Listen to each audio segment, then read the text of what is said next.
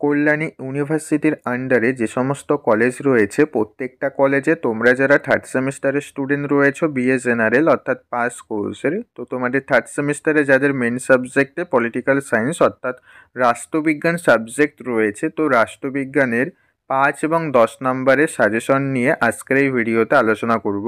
তো আমি তোমাদের জন্য 5 এবং 10 নম্বরের মাত্র কয়েকটা প্রশ্ন তৈরি করেছি।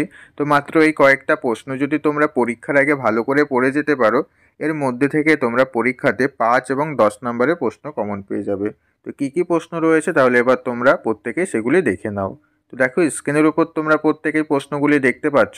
প্রথম প্রশ্ন রয়েছে, এটা কিন্তু খুব ইম্পর্টেন্ট প্রশ্ন, এই বিশ্বায়ন থেকে কিন্তু একটা প্রশ্ন তোমাদের পরীক্ষাতে থাকবে, তাই এই প্রশ্নটাই আমি তোমাদেরকে আগে রেখেছি। ওকে, এই বিশ্বায়ন সম্পর্কে একটা প্রশ্ন তোমরা ভালো করে পড়ে যাবে।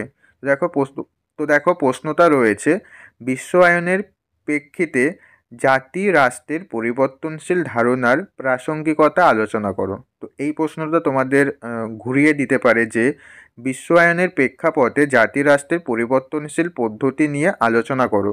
তো এটা কিন্তু খুব ইম্পর্টেন্ট প্রশ্ন, এই প্রশ্নটা কিন্তু তোমরা প্রত্যেকেই ভালো করে পড়বে।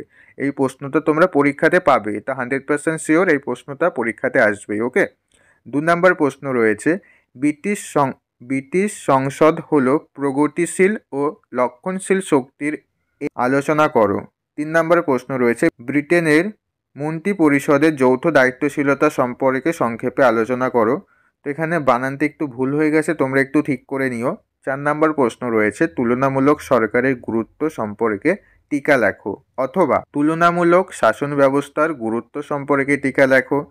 5 নম্বর প্রশ্ন রয়েছে, তুলনামূলক সরকার বা শাসন ব্যবস্থার পরিধি সম্পর্কে একটি টিকা লেখো। 6 নম্বর প্রশ্ন রয়েছে, তুলনামূলক শাসন ব্যবস্থা ও তুলনামূলক রাজনীতির মধ্যে পার্থক্য নিরূপণ করো।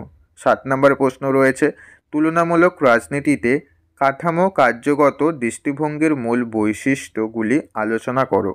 8 নম্বর প্রশ্ন রয়েছে, তুলনামূলক রাজনীতির প্রধান সমস্যা বা অসুবিধাগুলি আলোচনা করো। 9 নম্বর প্রশ্ন রয়েছে, একক কেন্দ্রিক ও যুক্তরাষ্ট্রীয় শাসন ব্যবস্থার মধ্যে একটি তুলনামূলক আলোচনা করো।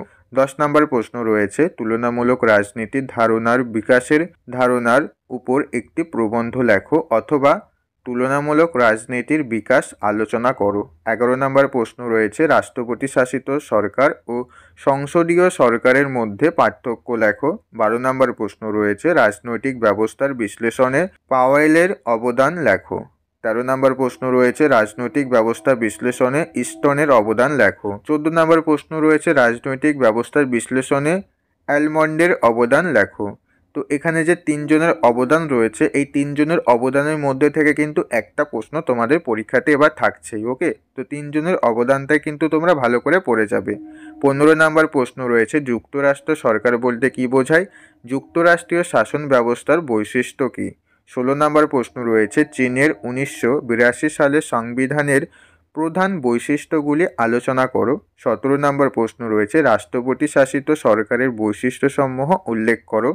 18 নম্বর প্রশ্ন রয়েছে, সংসদীয় রাজনৈতিক ব্যবস্থার মূল বৈশিষ্ট্যগুলি আলোচনা করো।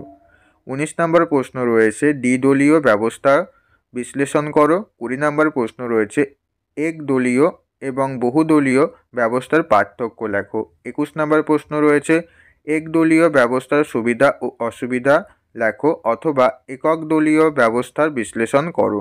22 নম্বর প্রশ্ন রয়েছে, বহুদলীয় ব্যবস্থার সুবিধা ও অসুবিধা লেখো, অথবা বহুদলীয় ব্যবস্থা বিশ্লেষণ করো।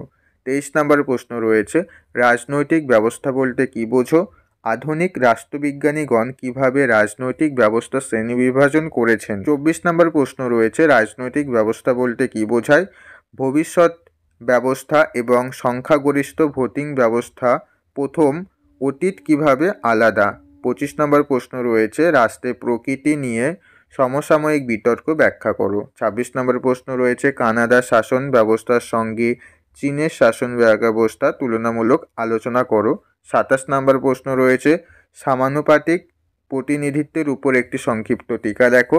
28 নম্বর প্রশ্ন রয়েছে নির্বাচন ব্যবস্থা সম্পর্কে একটি টিকা লেখো। তো এই মোট 28টা প্রশ্ন আমি তোমাদের পলিটিক্যাল সায়েন্সের জন্য তৈরি করে দিলাম। তো এই 28টা প্রশ্নের মধ্যে আশা করছি তোমাদের অনেক প্রশ্নই পড়া হয়ে গেছে। আর যেই প্রশ্নগুলি পড়া হয়নি তোমরা প্রত্যেকেই প্রশ্নগুলি ভালো করে পড়ে নাও পরীক্ষার আগে। তো এর মধ্যে থেকে তোমরা পরীক্ষাতে প্রশ্ন কমন পেয়ে যাবে। তো এই ছিল আজকের ভিডিওটি ভালো লাগলে ভিডিওতে অবশ্যই একটি লাইক করে দাও এবং পরবর্তী কল্যাণী ইউনিভার্সিটির বিভিন্ন সাবজেক্টের সাজেশনের ভিডিও পেতে তুমি অবশ্যই আমাদের এই চ্যানেলটিকে সাবস্ক্রাইব করে রেখে দাও। তারপর দেখা হচ্ছে পরবর্তী ভিডিওতে। তোমরা সবাই ভালো থেকো।